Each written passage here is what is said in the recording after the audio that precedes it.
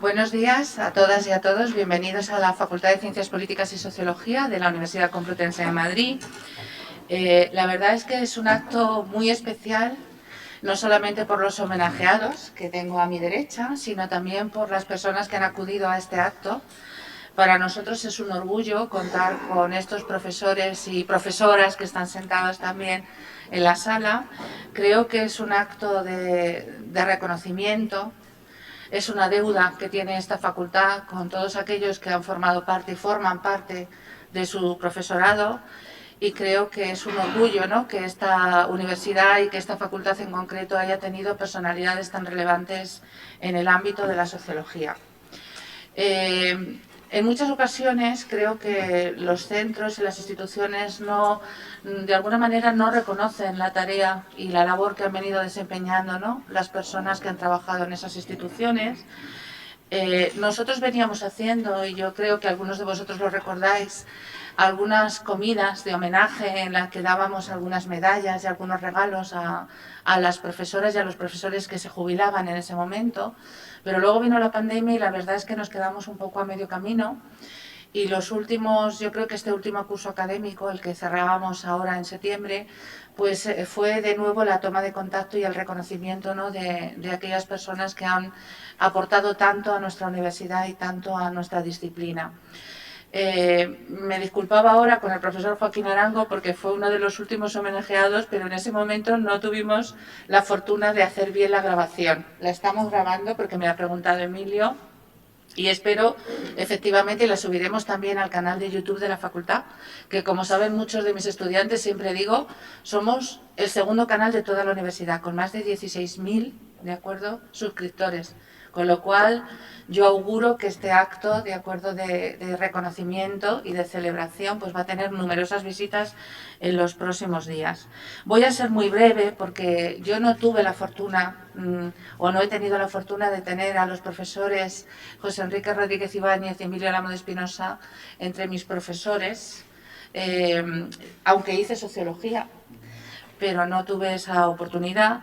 Pero sí que es verdad que quería al menos extraer algunos lineamientos que creo que comparten. No sé si ellos estarán de acuerdo conmigo, ¿de acuerdo? La primera consideración es que en ambos casos, fijaros, leyendo sus currículos y sus trayectorias, me di cuenta de que forman parte de una generación que viajó al extranjero. Los dos se formaron en Estados Unidos, es decir, realizaron una parte de su formación en Estados Unidos, y creo que eso, de alguna manera, ayornó, ¿no?, modernizó la estructura de la sociología en nuestro país. Y ellos son, además, representativos de esa generación, porque, diríamos, no son dos casos aislados, sino que nosotros hemos tenido en la facultad profesoras y profesores que realizaron también ese viaje. Por ejemplo, Joaquín, también lo tengo aquí. Es decir, todos realizaron ese viaje al extranjero, algunos al ámbito europeo, ¿no?, a países como Alemania, pero muchos otros lo realizaron a Estados Unidos. Y creo que esa es una consideración que comparte. Otra cosa que creo que comparten y que creo que es un sello de identidad de esta facultad es que es verdad que somos una facultad de Ciencias Políticas y Sociología, pero estamos muy entreverados por otro tipo de estudios como la antropología, la psicología, pero también el derecho.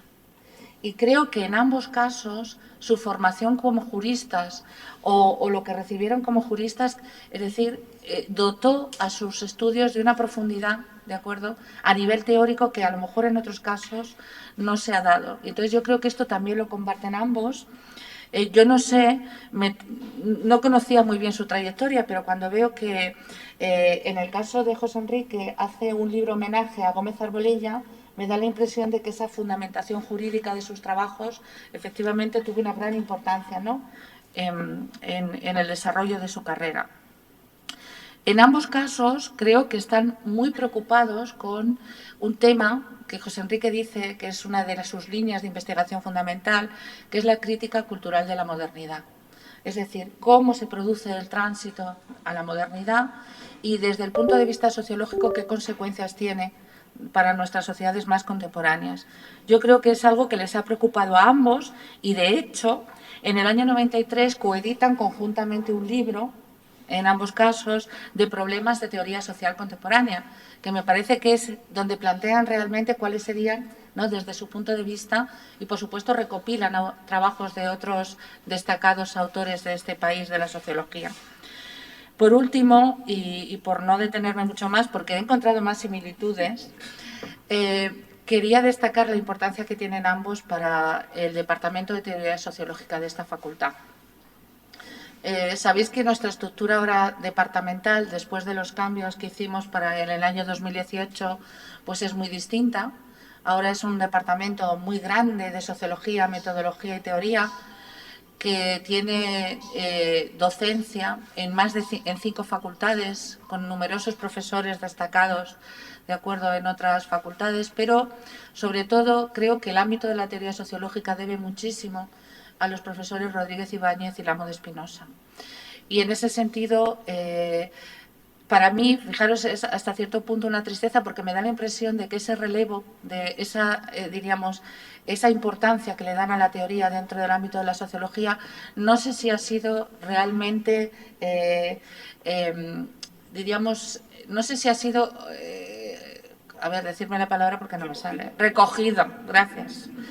No sé si ha sido recogido por algunos de estos nuevos profesores, ya no tan jóvenes, ¿no? En muchas ocasiones uno tiene la sensación de que la preocupación por la metodología o la preocupación por la aplicación de la sociología coloca a todos aquellos que se dedican más a la teoría en un segundo plano. Y a mí me gustaría, de alguna manera, poner en valor, ¿de acuerdo?, y destacar la importancia que tienen ellos para el ámbito teórico. Nada más, agradecer por supuesto a los organizadores, a la profesora Concha Gómez Galán y al profesor Rafael, el apellido no me acuerdo, Rafael García, todo el trabajo que han tenido para la organización de este acto de homenaje. De nuevo agradeceros a vosotras y vosotros como compañeros de los dos profesores que estáis aquí, y sobre todo agradeceros de nuevo a los dos, ¿de acuerdo?, lo que habéis aportado a la facultad. Y espero que alguien tome ese relevo y que de alguna manera, pues en los próximos años, de acuerdo, tengamos también destacados especialistas en teoría sociológica. Muchas gracias.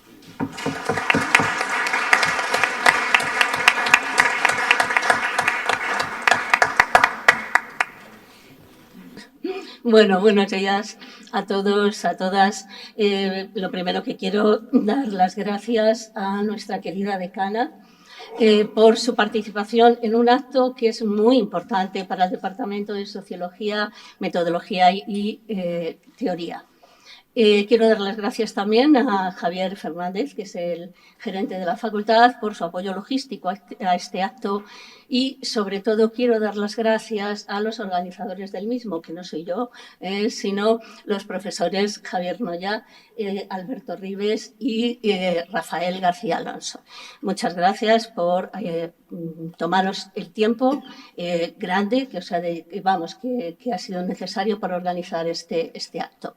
Sin duda, este es un acto muy relevante porque vamos a homenajear a dos grandes académicos de nuestro departamento que han sido inspiración para todas las personas, que hemos pasado por el antiguo departamento de teoría, el de Sociología 5 y el actual. La obra de José Enrique, de Emilio, nos ha acompañado en nuestra formación, en nuestra trayectoria docente, en momentos a veces tan estresantes, pero tan importantes para nuestra formación, como es la elaboración del proyecto docente. Muchas gracias, habéis sido una inspiración de verdad para todas las personas que hemos pasado por allí y sin duda seguís siéndolo. No voy a comentar más porque mi función aquí es dar la palabra a las personas a las que acompaño. Voy a darles la palabra y ellas ya saben que tienen 10 minutos a lo sumo de participación. Siento muchísimo tener que resumir el brillante currículum de todas las personas que me acompañan en dos notas que voy a dar sobre su currículum. Uno es su desempeño actual, qué cargo ostentan, y algún aspecto destacado de esa trayectoria. Les ruego a todos que por favor os ajustéis a tiempo para que luego podamos realizar la siguiente mesa centrada en reflexividad con tiempo suficiente. Bueno, vale.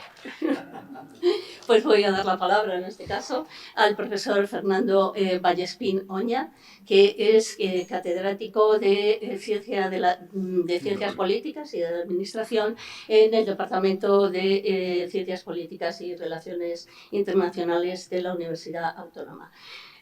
Todo el mundo conoce la brillantísima trayectoria del profesor Vallespín, solo destacar que fue presidente del Centro de Investigaciones Sociológicas entre el año 2004 y 2008. Cuando quiera, profesor Vallespín. Muy bien, bueno, buenos días a todos y sobre todo gracias por vuestra presencia. La verdad es que lo sabe muy bien la decana, siempre me encanta venir a esta facultad. Es una facultad donde, digamos, donde viven, no, si no mis hermanos, mis primos. O sea que hay un vínculo de amistad, quizá no excesivamente directo, porque no he estudiado aquí ni he impartido clase aquí, pero siento una afinidad familiar profunda. Y claro, si la ocasión es el homenaje a, iba a decir estas dos viejas glorias, ¿no? Pero me ahorro lo de viejas, pues razón de más. Se nos ha dicho que no hablemos de ellos, pero implícitamente en lo que quiero decir aquí están presentes, ¿no? Porque lo que quiero hablar aquí es de teoría sociológica. Mi especialidad, a pesar de ese lapsus en mi biografía, que si alguien que por supuesto no se va a producir, dentro de 30, 40 años, tiene la curiosidad de indagar en mi biografía y cuando vea eso dirá, pero ¿cómo se le ocurrió meterse en eso? Estoy hablando del CIS, ¿no? De mi época del CIS. Fuera de eso, digamos, me he dedicado siempre a la teoría política y claro, los teóricos políticos yo creo que somos más que primos, por seguir con esto. Con respecto a los teóricos sociales, somos hermanos, con una diferencia, que los teóricos políticos empezamos en Aristóteles y ellos empiezan Montesquieu, es decir, que son los hermanos pequeños. Y aquello sobre lo que quiero hablar hoy, muy rápidamente, es la crisis en la que se encuentran tanto la teoría sociológica como la teoría política. Y darle un par de vueltas a la idea de por qué pienso que se encuentra en crisis, y es una crisis que tiene consecuencias indudables.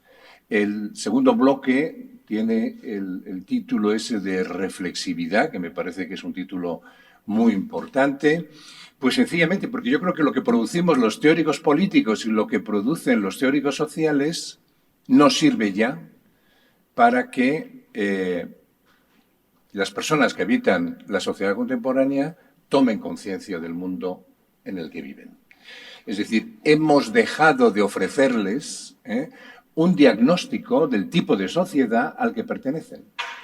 ¿Y por qué? Pues, bueno, la primera respuesta, así a bote pronto, puede ser que ¿quién explica cómo es hoy la sociedad? Pues, lamento decirlo, son los periodistas. Es decir, no somos los científicos sociales. Lo que sí hacen de vez en cuando es hacernos una entrevista para que puedan titular algo que realmente supuestamente tiene que ver con investigaciones que se producen en las ciencias sociales. Y luego la segunda causa, que esta es la que a mí sí que de verdad me preocupa, la segunda causa tiene que ver con la parcialización de los saberes y la hiperespecialización. Vamos a ver, tanto la teoría política como la teoría social son globalistas, ¿no? En un sentido distinto del que le damos actualmente. Me gustó mucho leer en los últimos 2 volúmenes, estos que sacó el Habermas de 92 años, 1700 páginas, que se llama También una historia de la filosofía. Como todo el mundo sabe, Habermas también es teórico social, quizá el último gran teórico social que ha habido. Y él dice una cosa que me parece muy relevante. Dice, no se puede escribir ni un solo texto o estudio de filosofía sin conocer toda la historia de la filosofía. Y me parece que en el caso de la teoría social y la teoría política ocurre lo mismo. Es decir, que la calidad está en relación directa con ese fondo de armario que uno ha obtenido después de leer a lo que son los clásicos, ¿no? Y que a partir de ahí, pues uno puede seguir enhebrando esa tradición dentro de conceptos, viendo qué descripciones ya no nos sirven, cuáles nos sirven, cómo tenemos que rehacer la visión que tenemos del mundo a partir de lo nuevo. Y claro, si el concepto fundamental con el que opera la teoría sociológica es la modernidad, pues lo que tenemos que ver es dónde está la modernidad hoy, qué está pasando hoy con la modernidad. Bueno, decidme un único texto donde se trate siquiera de dar una respuesta a esta cuestión. Hay dos sociólogos alemanes que son los únicos que se aproximan un poco a intentarlo. Uno estuvo aquí en Madrid el otro día y estuve hablando con él y ahora diré alguna de las cosas que me dijo, porque yo le suscité esta misma pregunta, ¿no? Porque es una pregunta que me preocupa, que se llama Andreas Heckwitz, que es muy joven, también es muy joven el otro, que se llama Hartmut Rosa, es el de la aceleración, ¿no? Y el de la resonancia. Ese está muy traducido. Ahora han sacado de Heckwitz, han sacado un libro que está muy bien, que se llama Mundo sin ilusiones, me parece, o algo así. O una sociedad sin ilusiones. Bueno, pues son los únicos que están tratando de pensar, bueno, ¿cómo podemos redefinir la modernidad cuando determinados elementos que dábamos por supuesto que formaban parte del mundo moderno se nos están desvaneciendo? Y el primero y fundamental es la idea de progreso, ¿no? La idea de progreso asociada precisamente también a digamos, ese sostén de las sociedades que consiste, y aquí enlazo más con lo que diría Hartmut Rosa, que está asociado a la idea de la aceleración, a la idea de la innovación constante, o sea, y por tanto una especie de presente que no acaba de llegar a ser nunca presente porque tiene que enfrentarse inmediatamente al futuro, o a un futuro inmediato. Y ahora estamos en una situación muy diferente, donde el presente parece que es un presente continuo, que opera sin futuro, salvo como un futuro visto como amenaza. O sea, esta idea, ¿no?, de que el futuro en cierto modo ha colapsado, ¿no?, sobre el presente, y es aquello que no se trata de conquistar y donde nos imaginamos que seguirá manteniéndose el progreso, sino precisamente justo lo contrario. Bueno, pues nadie nos habla de esto, nadie nos lo describe como debe describirse, entre otras razones porque nadie lee ya en ninguna facultad de sociología a Durkheim. Nadie lee sobre todo a Max Weber, es decir, nadie lee a aquellos que nos dieron el armazón a partir del cual podemos empezar a conocer eso que se llamó modernidad, mundo moderno, ¿no? Por supuesto, para hacerlo significaría que cualquier doctorando, antes de hacer una buena tesis doctoral en teoría social, tendría que perder 3 o 4 años simplemente leyendo esos tochos. Nadie que yo conozca en el mundo de las ciencias sociales menor de 60 años ha leído Economía y Sociedad. Leído, no digo la parte esta del poder, Economía y Sociedad. Por tanto, ¿cómo se leen los clásicos? Pues simplemente se leen aquellos aspectos de los clásicos que nos sirven para dar un poco de color a una investigación que es, en todo caso, tremendamente árida. Esto, por un lado. Y por otro lado, bueno, nos han comido el terreno los cuantitativistas. Es decir, parece que no se trata de comprender el mundo, se trata de describirlo en términos numéricos. O sea, y además eso ya ha contagiado absolutamente todo, ¿no? Ha contagiado incluso el deporte. Nadie nos dice ya qué tal está jugando un equipo de fútbol, por poner un ejemplo, sino que se nos dice el número de ocasiones que ha tenido, desde fuera del área, desde no fuera del área. Es decir, que al final nos traducen lo que hemos visto en números pero no nos dicen realmente cómo ha sido ese partido. Bueno, pues esto se puede aplicar también a la descripción y al análisis sobre cuando me vaya a pasar me avisas. Queda un minuto. Un minuto. Esto es lo que se echa en falta y, por tanto, yo creo que haremos bien en aprovechar este homenaje a estos dos grandes de la teoría social española que, bueno, todos sabemos que esto es una ficción. O sea, nunca se van a retirar. Es decir, que no estamos celebrando ninguna retirada, ni se han retirado, que yo sepa, pues yo lo sigo leyendo, ¿no? O sea, pero bueno, ignoremos esta ficción. Lo que quiero decir con esto es que hay figuras que se van yendo de una manera más o menos silenciosa y que, lo ha dicho la decana, me gustó mucho oírlo, ¿no? Que no dejan detrás mentes similares, esas mentes que hicieron ese esfuerzo, que entonces se podía, porque la universidad era menos competitiva, era una universidad donde existían los cursos académicos, ¿no? Ahora existen los trimestres que se llaman semestres, donde yo creo que los departamentos servían no solamente para reunirse de vez en cuando a tomar café y distribuirse las clases, sino que servían también para intercambiar opiniones sobre las películas y los libros que se habían leído, las películas que se habían visto. Yo creo que otro tipo de universidad mucho más lenta, pero precisamente por eso también quizá mucho más propicia para recibir aquello que hoy, como he dicho, echamos en falta. Por tanto, yo creo que homenajeándolos a ellos estamos homenajeando una forma de hacer ciencia social, que lamento mucho decirlo, hoy no encontramos en ninguna parte, no hablo ya de España, sino en ninguna parte. Y que además, y aquí voy a hablar específicamente de Emilio Lamo, que además tiene una utilidad innegable. Es decir, eso que parece que es más inútil, ¿no? Es decir, ¿para qué leer a Durkheim? Luego, sin embargo, nos ilustra infinitamente más cuando queremos dar cuenta de cuestiones que aparentemente no forman parte de nuestro objeto, pero que sin un conocimiento profundo de nuestro objeto serían realizadas de una manera infinitamente más banal. Y me refiero, por ejemplo, a ese giro ¿no? geopolítico que ha dado Emilio por su larga estancia en el Cano, que lo ha convertido en uno, bueno, yo creo que el máximo especialista en relaciones internacionales de España, y sobre todo en geopolítica. Y yo creo que esto hubiera sido imposible sin ese trasfondo del que viene y que de Cana no podemos perder. Entonces hay que fomentar, cuando menos, aunque solamente sea a través de conferencias esporádicas, ya que no se puede meter nada por lo que cuesta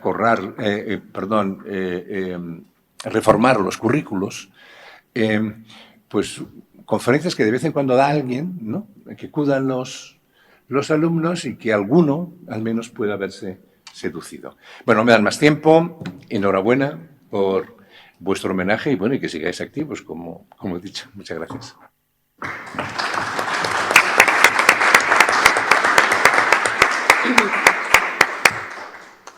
Muchas gracias, profesor Vallespín. Voy a dar la palabra al profesor Cristóbal Torres, que, como bueno, todos sabemos, porque es un gran amigo además de esta facultad y de nuestro departamento, es catedrático de Sociología en el departamento de mismo nombre de la Universidad Autónoma de Madrid. Y destacar de su currículum, pues lo mismo que había comentado en relación con el profesor Vallespín. El profesor Torres fue presidente del Centro de Investigaciones Sociológicas desde finales de 2016 hasta junio de 2018. Muchas gracias por estar aquí, Cristóbal, cuando quieras. Bueno, lo primero, Sí, como soy un poquito más analítico que Fernando, voy a poner el cronómetro en marcha y es la manera de controlarnos los tiempos, porque en eso sí compartimos, ¿verdad? A los profesores nos pagan por hablar y evidentemente si no, pues podríamos estar hablando con aquello de seré breve durante 100 minutos en vez de 10. Bueno, lo primero que yo quería decir un poco es poner de manifiesto un poco, por supuesto, agradecer la invitación, ¿no? Pero el significado de este tipo de actos, ¿no? Yo creo un poco aprovechando nuestro común vínculo con la sociología de la ciencia, con la sociología, desde luego este tipo de actos pueden entenderse, al menos indiciariamente, un poco como un positivo signo de lo que en términos de la teoría social clásica podríamos llamar una comunidad, ¿no? En este caso, una comunidad científica usada de una manera no retórica, que es como lo suelen usar, evidentemente, los discursos de premios Nobel, etcétera, sino, en definitiva, un poco en la práctica diaria, ¿no? Y entonces, pues yo creo que por eso tenemos que congratularnos. La otra cosa, desde luego, pensando que iba a ser también el primero en iniciar un poco este turno, era recordar a los ausentes, ¿no? Sé que lo va a hacer Emilio en referencia a nuestra querida Elena Béjar, ¿no? Con esas palabras tan elegantes que recientemente un periodista se refirió a ella diciendo que se había retirado de la vida, pero aprovecho que no solamente es Elena quien se ha retirado de la vida, tenemos también otros amigos, otros colegas españoles, extranjeros, que también lo han hecho. Amando de Miguel, aquí está su hermano Jesús, o Amparo Almarcha, que también fue profesora de esta facultad y que nos unía un estrecho también vínculo. Pero no solamente en España, otras personas muy queridas de Emilio, de José Enrique han fallecido, Aarón Sisurel, ¿no? en julio, y otras que no conocíamos personalmente, pero no menos admirados o leídos, ¿no? Como Howard Becker o Norman Densing, ¿no? Bueno, desde luego lo que está claro es que esta pequeña epidemia, ¿no? Pues parece un poco que es también sintomática de una generación de clásicos contemporáneos que se está despidiendo, pues conforme o acorde un poco a las contingencias o a los, digamos, ¿qué ocurre? Que no se me oye bien. Vale, es que no da más de sí para tirar de él, entonces miraré más para este lado de entrar. Bueno, pasando ya un poco a la parte sustantiva, ¿no? Yo quería aquí poner de manifiesto digamos, dos cuestiones generales, ¿no? Por centrarme brevemente en ellas. Una es la referencia que hace Emilio a la idea en el artículo que tiene 2002, reproducido luego en sus escritos de trayectorias en 2018, de un esquema de teoría social, de trabajo, comunicación y parentesco. Y el segundo es una discusión que ya inicié con él hace años, al hilo un poco de del discurso que elaboró en lo que era un poco su entrada en la Real Academia de Ciencias Políticas y Morales, ¿no? Acerca del cambio societal, los tipos societales que caracterizan, en definitiva, como ejes axiales, como ejes fundamentales a las sociedades en términos macros, en términos de tipos societales y, desde luego, cómo podría ser la mejor denominación para etiquetarlos, ¿no? Bueno, centrándonos en el primero, yo creo que ese artículo de Emilio de 2002 es realmente, a mi modo de ver, la parte, a mí la que más me gusta, más sobresaliente de la teoría social española, ¿no?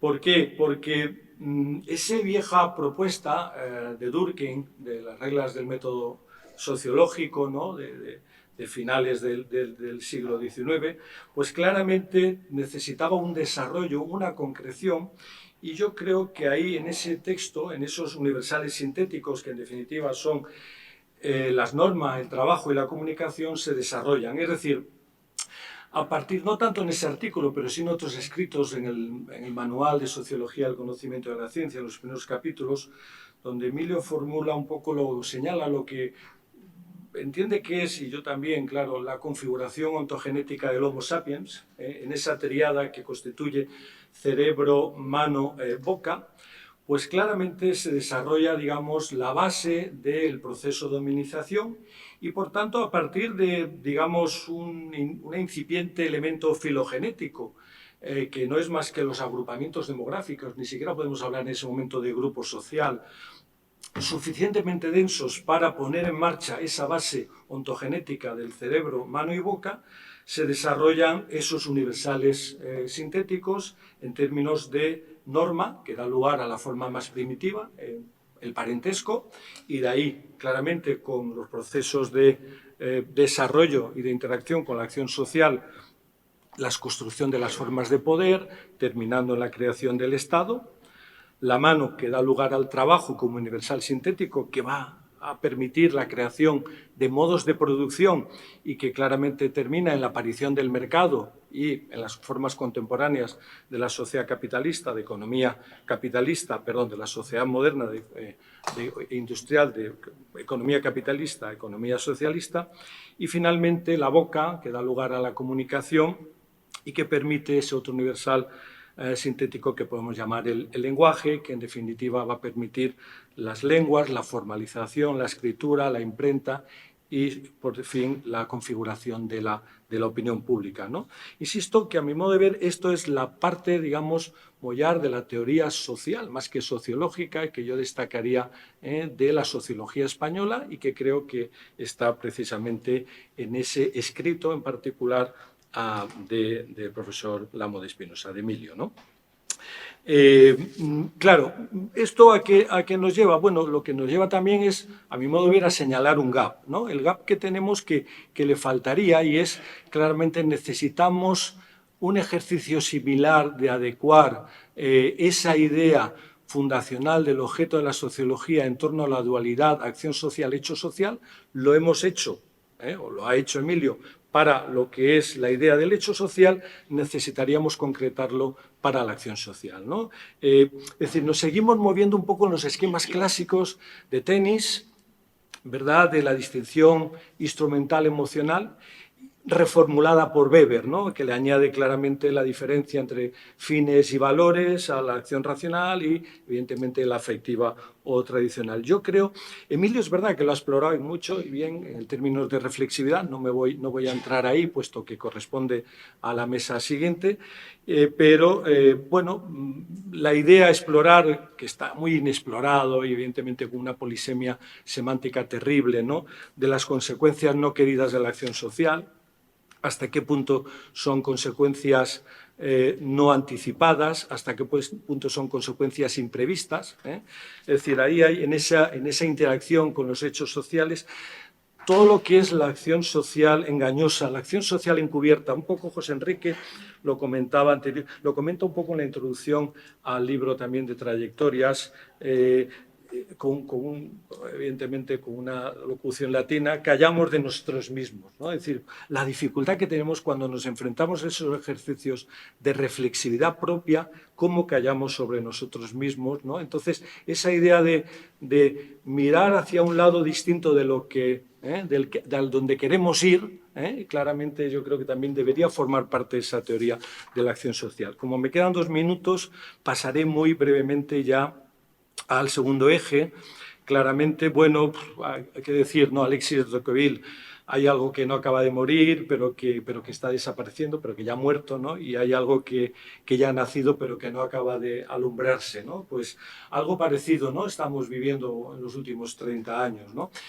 Cómo la definimos, cómo la caracterizamos y, lo más importante, en términos de éxito, ¿no? Porque, al fin y al cabo, el conocimiento científico es conocimiento verdadero exitoso, pues claramente, y por eso obtiene un consenso y es capaz de formularse progresivamente, ¿no? Discutíamos, ¿no?, respecto de si era la información o era el conocimiento. Emilio sostiene que era la ciencia, como una parte, digamos, del conocimiento moderno. Yo le di la primera razón a Manuel Castells, porque entendía que, efectivamente, esa referencia a la ciencia, la tecnología, para ser más exactos, o lo que contemporáneamente podemos llamar la hibridación en términos de tecnociencia, claramente es una constante en la teoría social. Pues Saint-Simon ya lo habla, cuando habla claramente de la aparición de las técnicas, de la industria como una tecnología no humana, no animal, no eólica, de verdad, no natural, sino artificial, creada por el hombre. Bueno, Comte un poco va en esa misma línea, ¿no? Daniel Bell, cuando habla de sociedad postindustrial, claramente está incidiendo en ese mismo aspecto, ¿no? Por tanto, yo creo que la ciencia, la tecnología, la tecnociencia es una constante desde el albor de la revolución científica y la revolución industrial, ¿no? Y en ese sentido, claramente, la locomotora, ¿no?, que ha impulsado claramente esa revolución científica contemporánea serían las TIC, la tríada, evidentemente, Internet, ordenador y teléfono móvil. Por eso la idea de sociedad de la información y, por supuesto, del conocimiento, porque siguen siendo sociedades donde el conjunto de innovaciones tecnocientíficas efectivamente no se limitan a las TIC, aunque las TIC sean la locomotora de ese tren que llamamos tecnociencia, ¿no? Pero creo en los últimos años que es una dominación sociedad de la información, sociedad del conocimiento, o la burocrática de la Unión Europea, por los documentos de la Unión Europea, sociedad de la información y el conocimiento, claramente destinada al fracaso. Lo que realmente nos está poniendo de manifiesto la actual revolución de la inteligencia artificial es que el término correcto, también por un tema de economía de sílabas, 3 sílabas, industrial, es el de sociedad digital. Claramente es la diferencia entre lo analógico y lo digital, es donde reside la novedad histórica que esta revolución de finales del tránsito del siglo, de finales del 20 al 21, del tránsito del milenio, nos ha aportado. Y me quedaría ahí, aquí simplemente señalo 2 afinidades, para terminar con Max Weber, 2 afinidades selectivas un poco a los 2 homenajeados, ¿no? ¿Cómo podríamos referenciarles con respecto a la mejor teoría social, a la mejor tradición mundial de la teoría social? Pues claramente en el caso de José Enrique, por su sólida orientación crítica y por su añorada California, que me consta, y tal, pues claramente Marcuse, ¿no? Marcuse era claramente, Herbert Marcuse era un poco, yo creo que sería, José Enrique sería nuestro Marcuse, sobre todo en la primera fase, ¿no? La del sueño de la razón y la de teoría crítica y sociología, Y Emilio, pues claramente tenía una duda, ¿no?, entre Alexis de Tocqueville y nuestro querido Bob Merton, ¿no? O sea, decir, pero hoy al verle con el bastón he pensado más en Tocqueville, pero evidentemente estamos, tanto él como yo, más cercanos de Robert Merton, ¿no? Los alumnos ya no leen porque evidentemente hemos pasado, Fernando, de la galaxia Gutenberg a la galaxia Internet, de la escritura, de la palabra escrita al emoticono, ¿no? Y por tanto, claro, eso explica esa sociedad digital, virtual en la que vivimos. Disculpa los 2 minutos que he consumido de más. Gracias.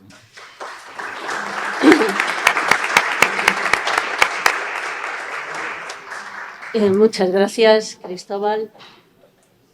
A continuación va a tener la palabra el profesor Juan Antonio Roche Cárcel. Bienvenido, Juan Antonio.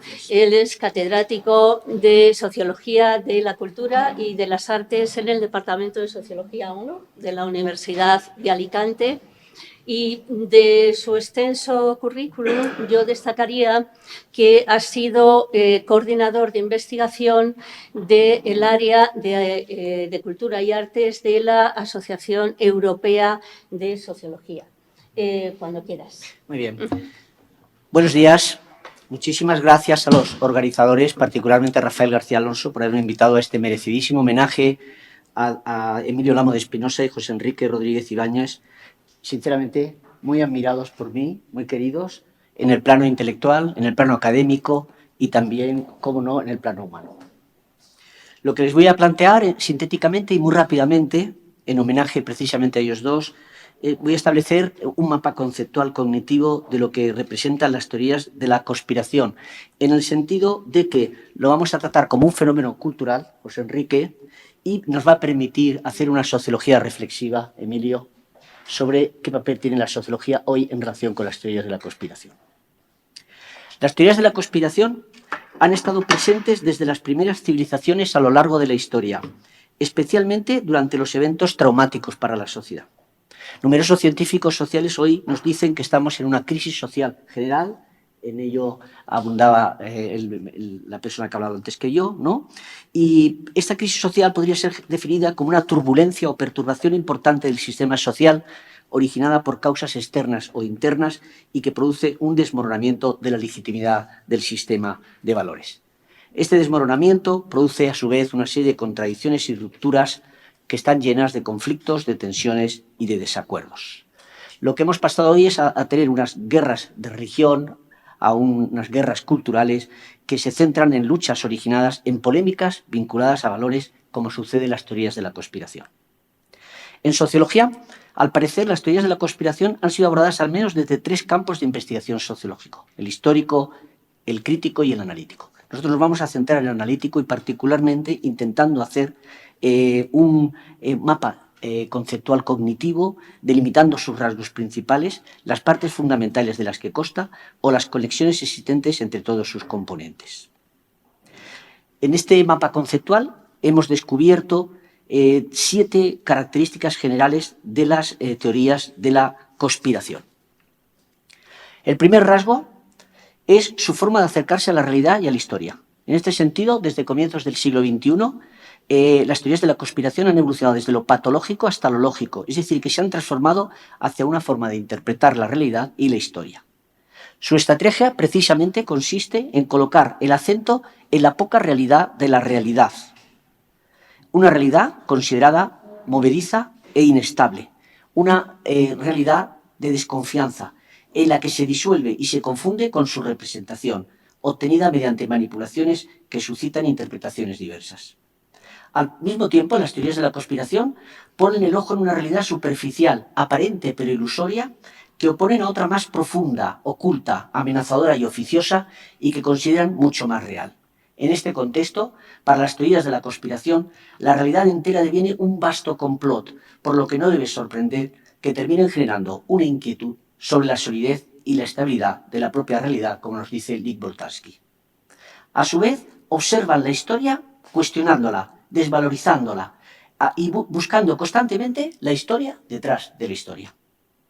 El segundo rasgo fundamental de las teorías de la conspiración es la problematización de la sede del poder. ¿Dónde está el poder? ¿Y dónde está la legitimidad del mismo? Y además, ¿cómo se usa ese poder? ¿No? Para ellos, el poder, en general, está compuesto por una serie de intrusos que corrompen el sistema.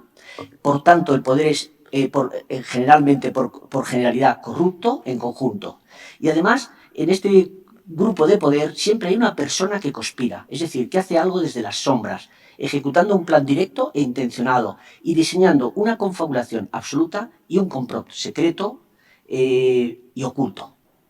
En tercer lugar, las teorías de la conspiración notamos cómo han influido en la idea del destino. Frente al antiguo destino metasocialmente dado, normalmente que acababa en Dios, ahora el destino más bien está en unos individuos que más allá de ellos está la sociedad fuera de control. Fuera de control porque hay algunas fuerzas ocultas que manejan nuestro destino y que son las que explican los grandes fenómenos y problemas que nos aquejan, como las guerras, la pobreza, el paro, la miseria, etcétera, etcétera. En cuarto lugar, las teorías de la conspiración establecen una relación directa entre la causa y el efecto, entendiendo la causa como la agencia o la intencionalidad precisa de la persona o del grupo que conspira. En relación con ello, la causalidad define las teorías de la conspiración, pero no conciben ni la casualidad, ni el azar, ni el accidente, ni las consecuencias inesperadas de la acción. En quinto lugar, las teorías de la conspiración ofrecen discursos cerrados y autoconfirmatorios que se consideran infalibles e ilimitados en el tiempo y en el espacio, es decir, universales. Pero esos discursos sabemos bien que están caracterizados por el contrario, por la fabilidad y la limitación en el espacio y el tiempo, y que no pueden, por tanto, ser consideradas las teorías de la conspiración como científicas, porque no son contrastables por el método del ensayo y del error, y porque, en suma, a lo más que podemos decir es que son cientifistas, hipótesis pseudocientíficas, ¿no? Lo que las conecta con el pensamiento totalitario contemporáneo. En sexto y en penúltimo lugar, las teorías de la conspiración, como el populismo, son una explicación dramáticamente simple de los acontecimientos de la sociedad y falsa. En este sentido, son indiferentes ante los hechos, utilizan mentiras, las grandes mentiras de nuestro tiempo, que funcionan como si fuera una verdad. Esto ocurre porque, una vez más, en la modernidad, la verdad ha sido una vez más devorada y porque la gente se traga todas las mentiras y porque los conspiradores no se preocupan realmente por la verdad. Por eso utilizan narrativas falsas, se asocian con la posverdad y con el negacionismo, niegan la racionalidad técnico-científica y descargan finalmente, en séptimo lugar, como última característica, descargan de responsabilidad a sus partidarios y a sus dirigentes sociales, lo que las vincula a la metafísica historicista, otro rasgo de autoritarismo de ellas. Por tanto, esta aligeración de la responsabilidad de los dirigentes la desvían hacia los grupos culpabilizados por ellas de las desgracias humanas. Normalmente los grupos marginados, los grupos más pobres, los grupos más frágiles. Es que las teorías de la conspiración son intolerantes y exacerban el sentido de los otros como consecuencia de la crisis de su identidad. Para finalizar, quisiera decirles que hay un debate profundo sobre todo en la sociología francesa, y aquí va la parte de Emilio, hasta aquí la parte dedicada a mi querido José Enrique. Hay en la sociología francesa, Boltanski, Robert Castel y otros, se plantean si hoy la sociología contemporánea, no sé, un debate incompleto, solo lo dejo a modo de sugerencia, si la sociología contemporánea no consiste en una gran conspiración, en una serie de utilización de complots, de descubrimiento de complots y de descubrimiento de enigmas. Y nos cabe pensar si las teorías de la conspiración son un fenómeno cultural de tal envergadura. En Estados Unidos hay un movimiento de teorías de la conspiración que se llama Canon, que tiene más de 40 millones de seguidores. Si esta popularización de las teorías de la conspiración no nos está afectando en nuestra disciplina académica. Muchísimas gracias.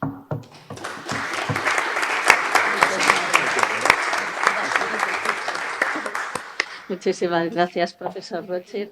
Sí, Roche, ahora le voy a dar la palabra a la profesora Margarita Barañano Cid. Bueno, muchas gracias por la invitación para participar en este acto. Margarita Barañano Cid es profesora titular del Departamento de Sociología Aplicada de la Facultad de Económicas y Empresariales. Y sí quiero destacar del currículum de Margarita algo que es muy notorio, y es su profundo compromiso y entrega a la universidad. Y, bueno, pues entre los muchos cargos que ha desempeñado, ha sido mucho tiempo vicerrectora de la Universidad Complutense. Gracias, Margarita, cuando quieras. Muchas gracias, Concha. Yo acuso la modernidad y la aceleración, es una característica mía. Bueno, muchas gracias por la invitación para participar en este acto de homenaje a los profesores Emilio Lamo de Espinosa y José Rodríguez Ibáñez. No hace falta decir que para mí es un gran placer y un honor formar parte de esta mesa, y ello tanto por la destacada trayectoria de los homenajeados y su relevante papel en la consolidación de la sociología española, como por la propia personalidad de ambos. Tuve también la fortuna de participar en un acto de presentación de sendas obras de los profesores Emilio Lamo de Espinosa y Ramón Ramos, organizado por el CIS, y entiendo como un nuevo regalo poder ampliar hoy aquí aquel reconocimiento con el de otro destacado miembro de esta generación, José Enrique Rodríguez Ibáñez, autor también de un reciente libro en la colección de trayectorias. Finalizaba mi intervención anterior agradeciéndoles a Emilio Lamo y a Ramón Ramos que, merced a su inequívoca decisión juvenil, que me imagino entonces era incierta, como muchas cosas de la vida, de dedicarse a una ciencia relativamente secundaria en la España de entonces, la sociología, y adoptando como recomendara Montesquieu la perspectiva del explorador o del viajero persa en su propia sociedad, se hubieran convertido en parte importante de nuestras referencias clásicas, de nuestras griegas y griegos. Actitud esta que considero presente también en la figura de Rodríguez Ibáñez.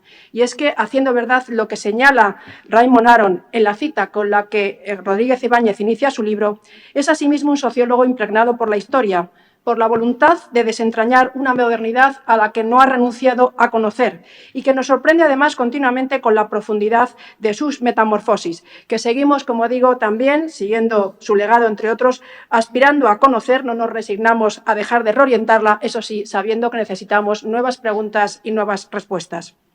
¿Me permites un minuto?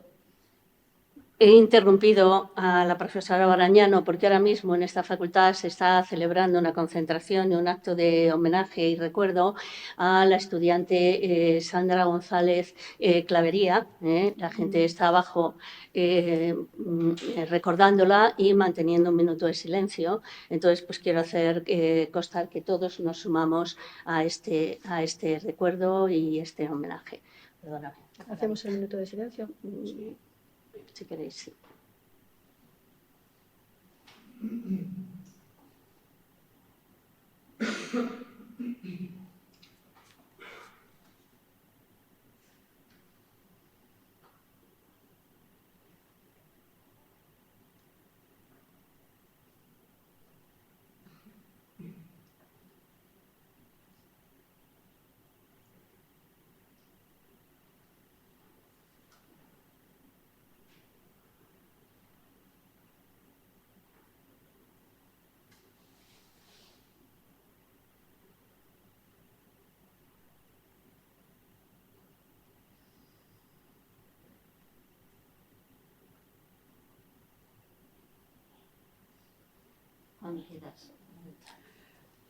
Muchas gracias. Sociología y modernidad, modernidad y sociología han constituido entonces, a mi parecer, los ejes axiales de sus respectivas contribuciones, lo que también ha sido el caso con el deseo de teoría de una parte y el interés por escudriñar los diferentes ámbitos de la vida social de otra.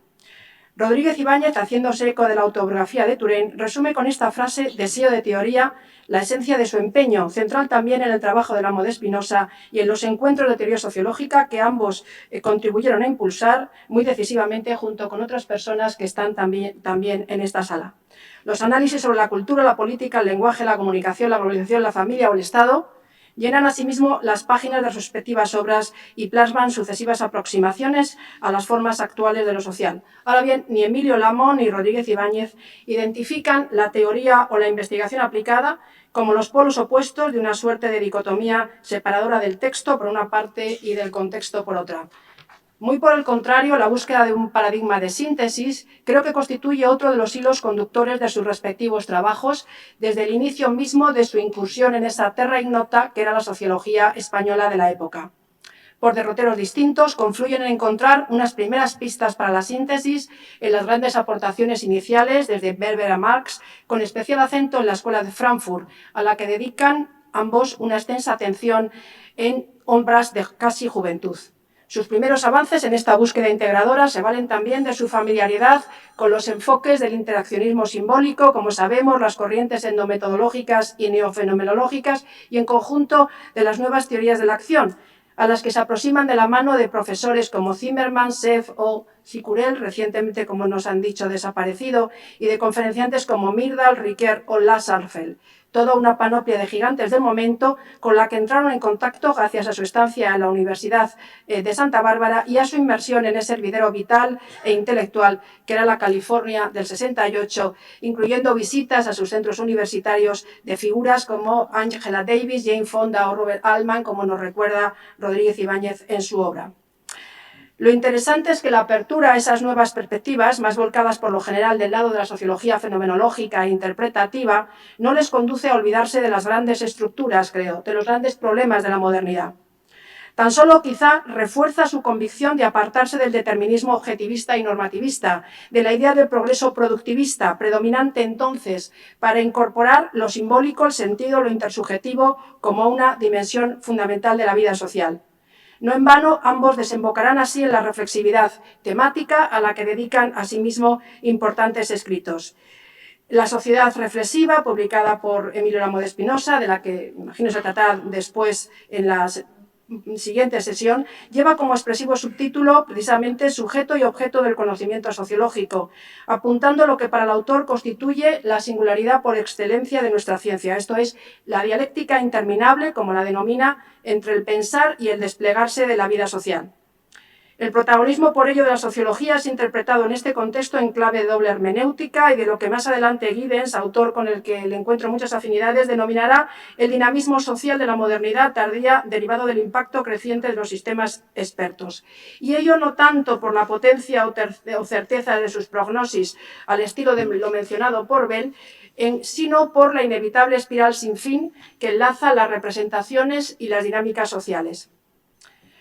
Otro aspecto que parece afianzarse por mor de su vocación sociológica es el interés en la sociología crítica y, al menos, en una primera fase emancipadora.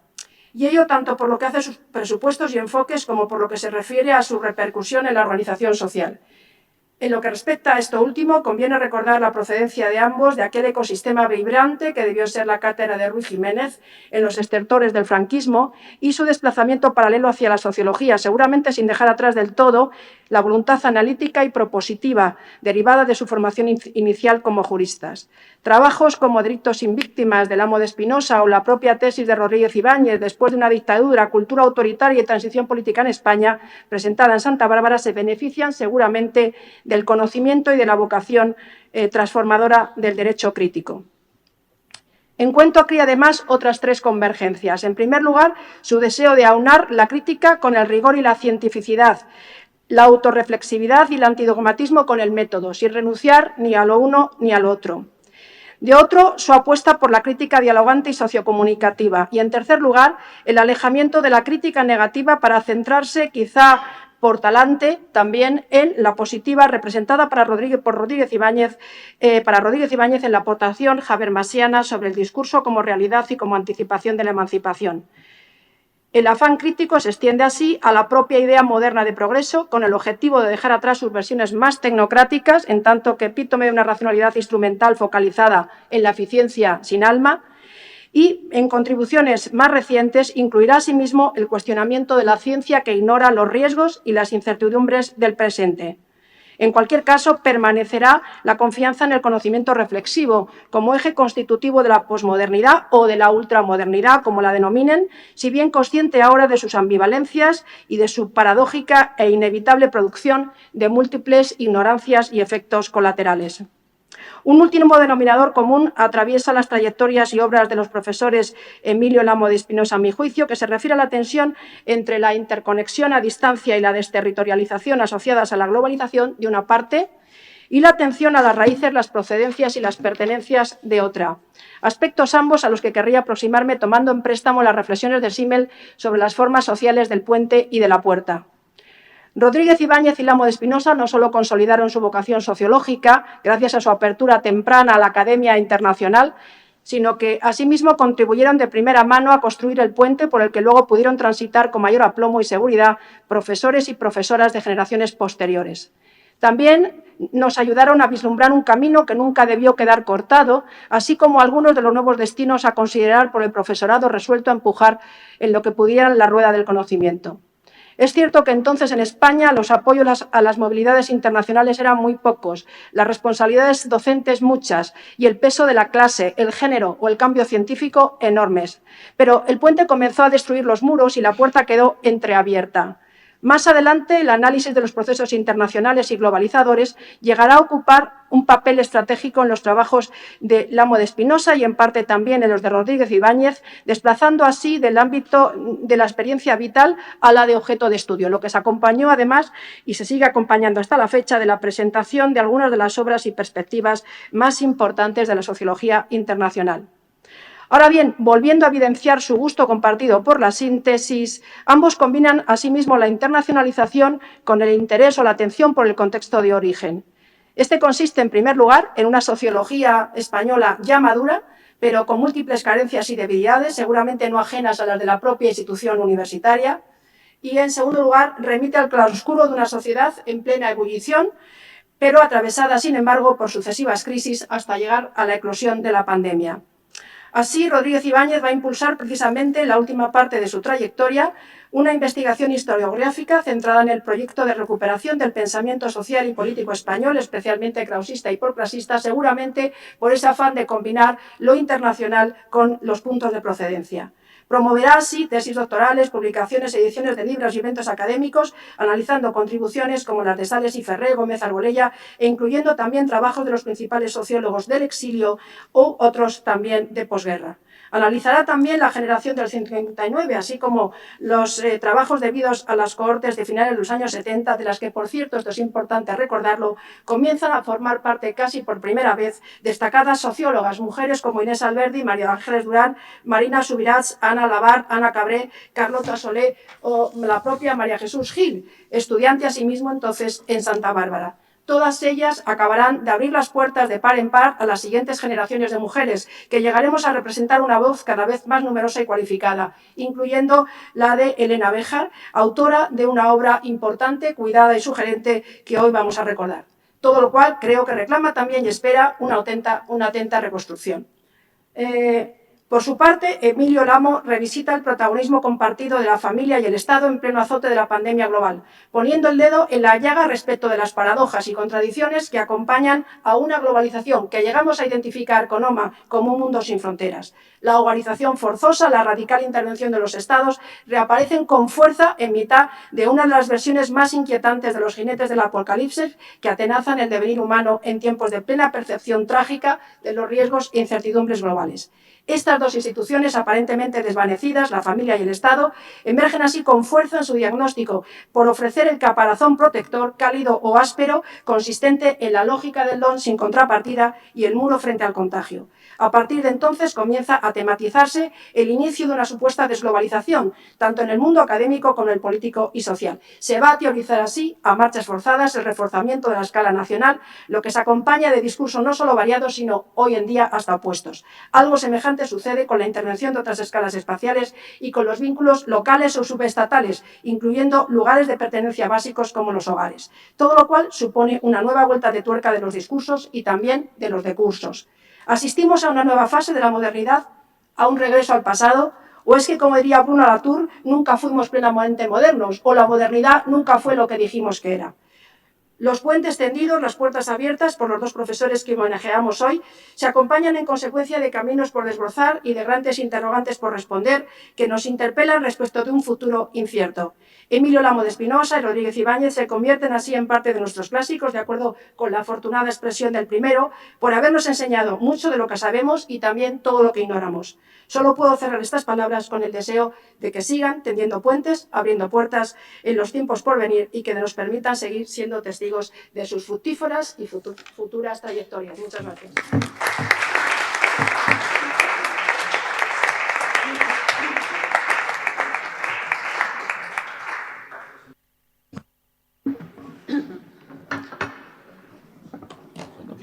Sí. A continuación, el profesor Emilio Lamo de Espinosa intervendrá evocando la figura de la catedrática de esta facultad, Elena Bejar. Creo que a todos nos ha impresionado el final de la vida de Elena, pero afortunadamente creo que más nos han impresionado sus obras, que yo creo que sin duda la van a trascender. Emilio, cuando quieras. Muchas gracias. Buenos días. Buenos días. La vida está hecha de claroscuros y los momentos de alegría y los de dolor no solo se suceden, sino que a veces se amontonan, como nos acaba de ocurrir esta mañana, ¿no? Hasta ahora debería acompañarnos Elena, debería estar sentada aquí con todos nosotros. Ella había aceptado participar, estuvo trabajando con ahínco en el texto que finalmente remitió para el libro y que sospecho es su último trabajo, de nuevo sobre el nacionalismo español y su dejación, como ella lo denominó. Hablé con ella en varias ocasiones, en mayo y en junio, nos intercambiamos docenas de mensajes sobre el tema. No estaba satisfecha con el resultado, casi nunca lo estaba, pero lo terminó y se lo envió a Rafael. Podíamos haber leído ahora ese texto y así lo habríamos hecho si su ausencia fuera por cualquier otra causa normal, pero su ausencia no es normal, sino dramática. Y hemos querido todos los organizadores, Rafael, José Enrique, por supuesto, Alberto, Javier, dedicar estos minutos en los que esperábamos escucharla a ella, no hacerle un homenaje, creo que eso lo tendrá que hacer en su momento el departamento, sino solo a dedicarle un recuerdo. Solo a dedicarle un recuerdo. En una carta suya, escrita pocas horas antes del trágico final, Elena me pedía que hiciera su obituario. Lo hice así, en el diario El Mundo, siguiendo sus deseos, y allí decía en ese obituario más o menos algunas de las cosas que voy a leer a continuación, ¿no? Todos y cada uno de los suicidios son siempre un drama personal. Es un drama que golpea también a familiares y amigos. Y en España, por cierto, hay nada menos que 11 al día, casi una plaga silenciosa. 11 al día, repito, 1 o 2, mientras que se desarrolla este acto. Y en la madrugada del 19 de agosto, Elena, magnífica socióloga, investigadora, catedrática, tomó la dramática decisión de retirarse y alimentar esa terrible estadística de dolor. qué dura debería de ser esa soledad suya, la moderna soledad entre masas indiferentes supuestamente abocadas a la felicidad, que también había ella analizado en sus escritos. La biografía oficial de Elena Béjar nos dice que era catedrática de Sociología aquí en la Complutense, y su currículum vitae añade que obtuvo un máster en Filosofía por la Brunel West London University, un doctorado en la Universidad Complutense, fue profesora visitante en la New School for Social Research y en las universidades de California, en Berkeley y en Dartmouth, y que era autora de una amplia e influyente obra, publicando 7 libros y 58 artículos, buena parte de ellos, por cierto, en claves de razón práctica, una revista muy prestigiosa. Yo conocí a Elena cuando era una joven, ilusionada y brillante estudiante de doctorado. En 1989 leyó una magnífica tesis titulada El ámbito íntimo, individualismo y privacidad, cuya dirección compartimos Salvador Giner y yo, y que mereció el Premio Extraordinario de Doctorado.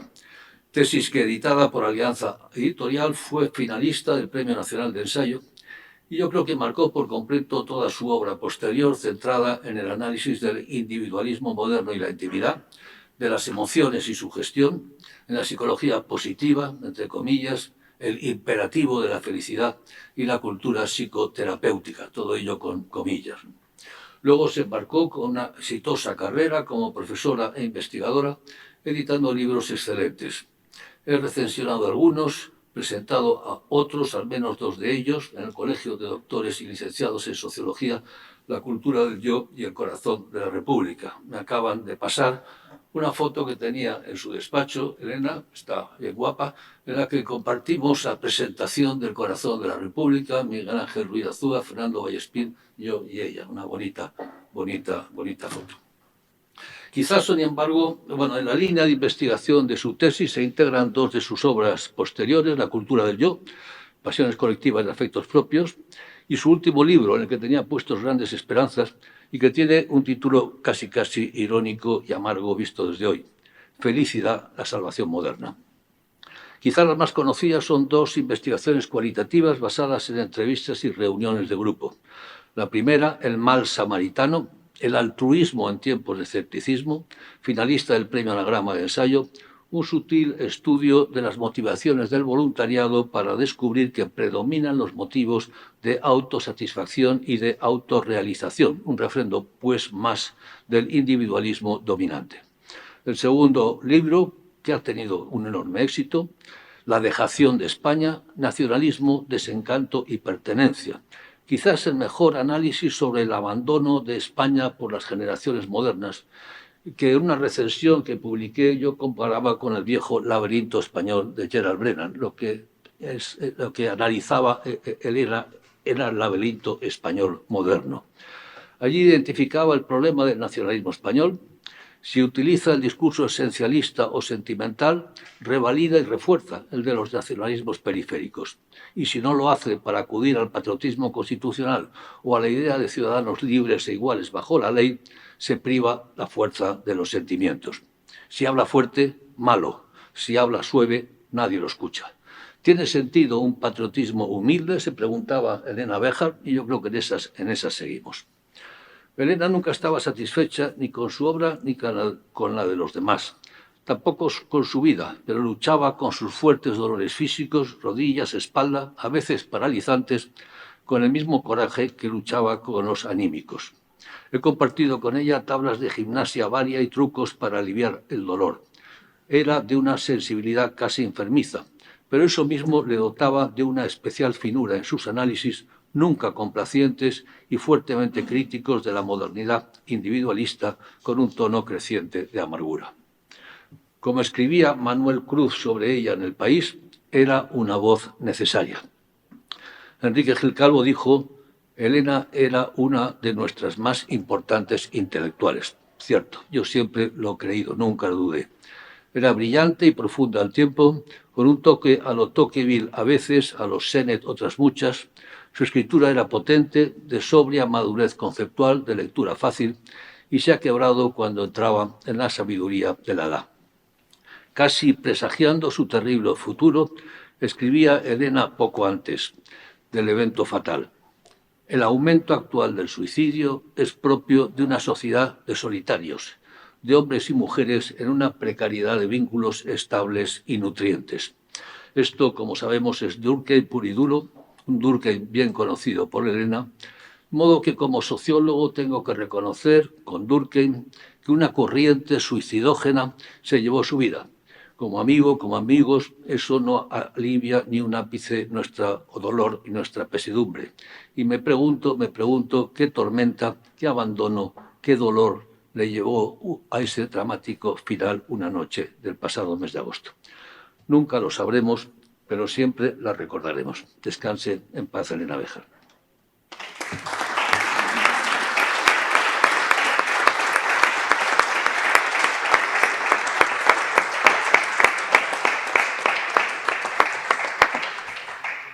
Si me permites, es difícil después de esto recobrar la compostura, pero sin duda es lo que ella habría querido.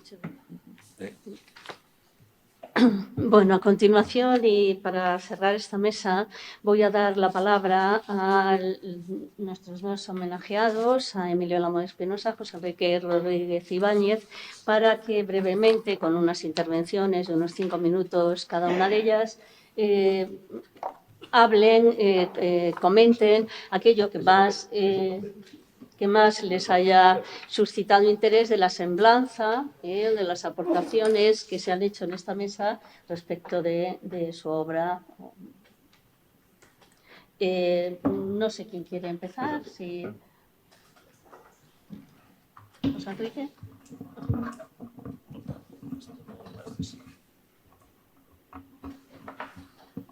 ¿Se me oye? Esto no estaba en el guión, ¿eh? Íbamos a intervenir al final de todo y de repente tenemos que hacer una cuña previa. Bueno, ya que nos lo mandan los organizadores, las organizadoras, pues vamos allá. Por orden de intervención, me referiré a las sucesivas personas que han tomado la palabra. En primer lugar, Fernando Vallespín. Me ha interesado mucho su mención de contribuciones contemporáneas como la de Hartmut Rosa, relativas a ese problema en el que estamos inmersos, según el cual el futuro ya no es el depósito de esperanza, sino al revés, una amenaza. El futuro ha devorado al presente, en vez de ser un depósito de esperanzas por venir. El viejo progresismo y el nuevo progresismo pues se ven impotentes ante un presente inescrutable, ¿no? Esperemos que no sea el fin de la teoría, ni por su parte, ni por la nuestra, ni por la de nadie de los que estamos aquí. Pero, lamentablemente, es un acicate que está ahí presente. Muchas veces, en todo caso, por tu presencia tan amigable y tan generosa. Cristóbal, la tríada trabajo, comunicación, parentesco, por supuesto. Sociedad digital también, por supuesto. Notas más que relevantes del presente. Y en cuanto a las identificaciones que él hace de Emilio y mías, ¿qué más quisiera yo que ser Herbert Marcuse primero?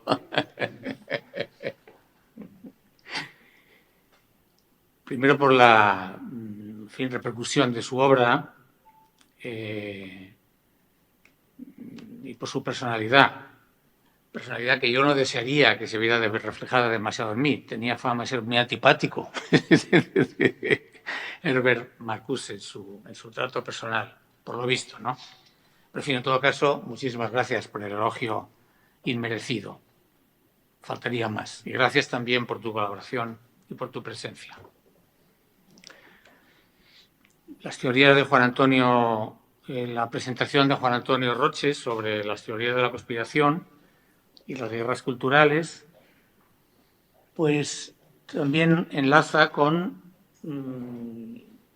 lo que antes había vertido con tanta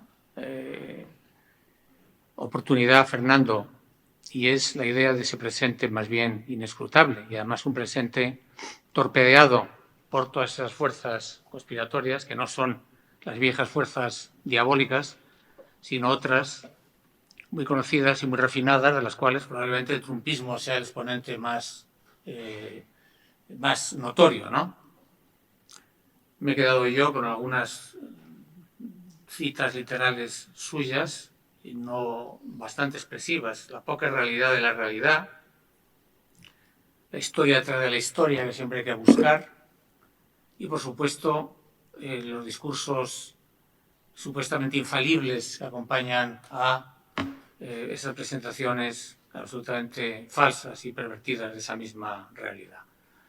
Es un atolladero del que habrá que salir, no sabemos tampoco cómo, y muchas gracias en todo caso por tu presencia y por tu esfuerzo de síntesis y colaboración.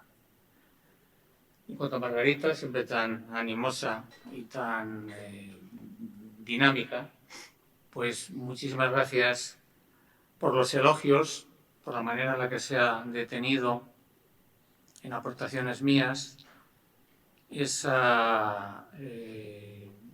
deseo de teoría con el que yo llamaba, inspirándome en esa magnífica autobiografía de Turén, que se llamaba Un deseo de historia, esa búsqueda de la teoría que nunca se alcanza del todo en puridad, pero que no se debe renunciar a buscar permanentemente.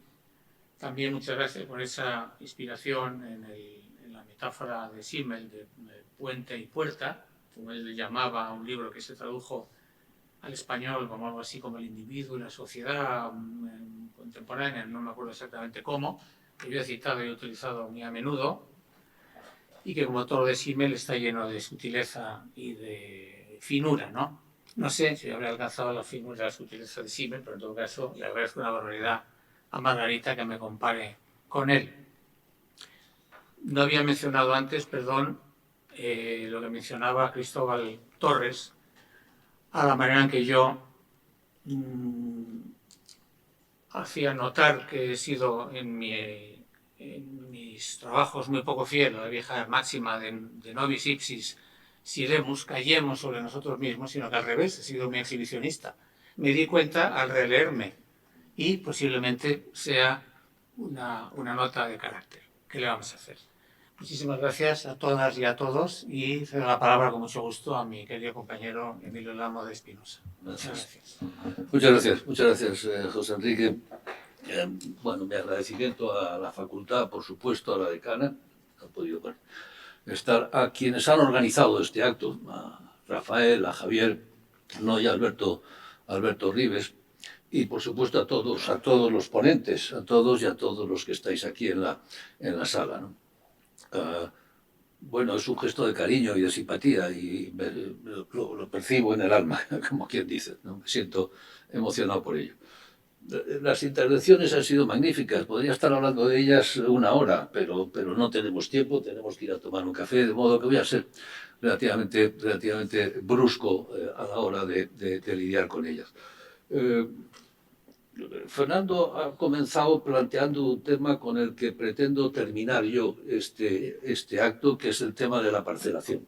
De la barbarie del especialista. Me parece que es el gran problema de la ciencia social, de la sociología, por supuesto. Solo hay una ciencia social, y no una variedad de ellas, y su parcelación las mata a todas ellas. Por tanto, insistiré sobre ello, no voy a insistir ahora a ello. Cristóbal me recuerda a un trabajo que sí que le tengo mucho cariño, de la tríada trabajo, comunicación y parentesco. Yo creo que se articuló ahí, fue consecuencia, entre otras cosas, de numerosas conversaciones con Julio Carabaña, se articuló ahí un modelo que es bastante potente y al final nos lleva a una cosa tan sencilla como economía, cultura y política. Este es al final, pero bueno, eso es el final, ¿no? Y que es muy útil para muchas cosas, ¿no? Sorprendentemente, ese es un artículo muy poco citado. El artículo que tengo más citado, con gran diferencia, es uno que escribimos también Julio y yo sobre el interaccionismo simbólico hace un montón de años, Luego se han publicado artículos sobre el atencionismo simbólico mejores. Ignacio los ha publicado magníficos, pero se sigue citando el de Julio y yo reiteradamente. Y cada una vez o dos a la semana sigo recibiendo una notificación. Se ha citado el artículo. Qué cosas más increíbles. El mundo ese de la science citation es muy complicado, ¿no? Es un artículo, volviendo al de la tríada, que creo que es importante. Disiento de lo de digital. Sigo manteniendo que la clave fundamental, no ya del mundo moderno, sino de la historia de la humanidad, es la ciencia y el conocimiento. El vector. Cuando examinas la historia de la humanidad en ciclos largos, el vector que abre los sistemas, los rompe, los moviliza, los cambia, oye, del paleolítico, de la piedra pulimentada, de la piedra tallada, del bronce al hierro, del carbón, etcétera, etcétera, etcétera. Y así seguimos. Bueno, y las TIC y lo digital son una más de las manifestaciones de lo que es la capacidad del hombre para conocer el entorno y para controlar el entorno. Y por lo tanto para abrir sus nichos ecológicos, sus nichos vitales. La tecnociencia, para ser más preciso, no la ciencia, la tecnociencia es el gran vector. Por cierto, si tenemos que ubicarla institucionalmente en el mundo moderno, la tecnociencia es lo que el presidente Eisenhower llamó el complejo militar industrial. De ahí sale toda, no nos engañemos. Esto del gasto militar, usted váyase al complejo militar industrial y ahí tienes el láser, internet, los teléfonos móviles, todo lo que los nuevos materiales, todo y mucho más es el producto del complejo militar industrial. Por lo tanto, de una máquina de producir ciencia. La ciencia es el deus ex machina, no de las sociedades modernas, de todas ellas, ¿no? Sí estoy de acuerdo en el calificativo mertoniano, me siento muy cómodo con ese calificativo. Y esto me lleva al tema de las consecuencias no intencionadas de la acción y las cosas conspirativas, ¿no?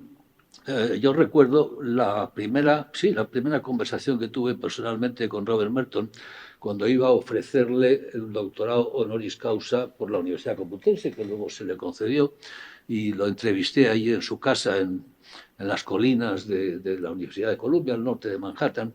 Estábamos tomando un whisky que escondía en su mesa de despacho.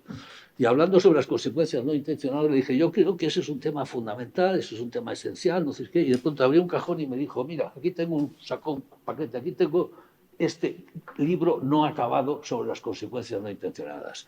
Aquí llevo trabajando en él toda mi vida, tenía 80 y tantos años. Llevo trabajando en él y todavía no lo he terminado. Es el tema de la sociología, de las consecuencias no intencionadas.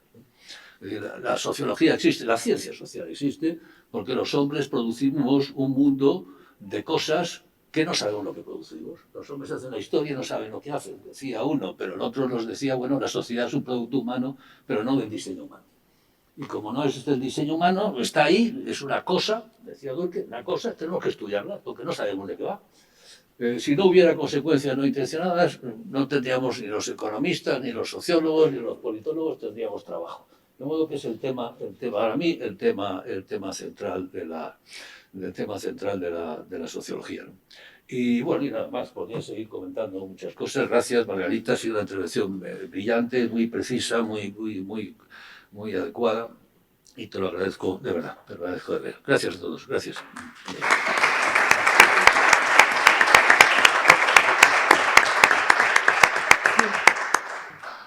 Gracias, José Enrique, gracias, Emilio, gracias a todos los participantes en la mesa. Ahora vamos a parar para tomar un café y la siguiente mesa iba a empezar a las 12:45.